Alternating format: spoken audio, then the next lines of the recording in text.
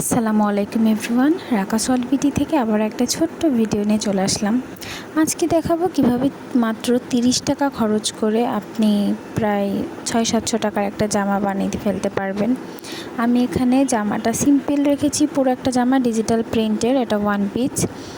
তো এই ধরনের ওয়ান পিসে আমি হাতাতে কাজ দিয়েছি, কিভাবে লেস দিয়েছি এবং লেসটা হাতার মাথাতে দিই নাই, ওখানে আমার একটা জোড়া পড়েছে হাতা লংয়ের জন্য। তো সেলাইটাকে কভার করার জন্য উপরে লেস দিয়েছি এবং লেসটাকে উল্টা করে লম্বা টাইপের ডিজাইনটা দিয়েছি, নিচের দিকে দিই নাই।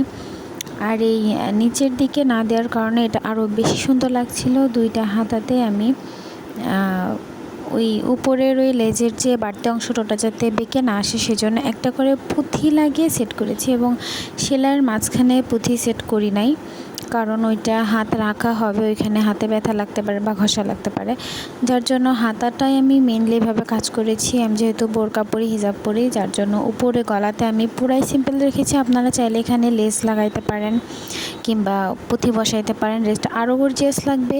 যদি আমার নিচে লেসটা লাগাইতে পারতাম আরও সুন্দর লাগতো, বাট আমার নিচে লেজে হয় নাই, সামান্য একটু লেজ ছিল, যার জন্য এই নর্মালি সিম্পলি লাগিয়ে ফেললাম।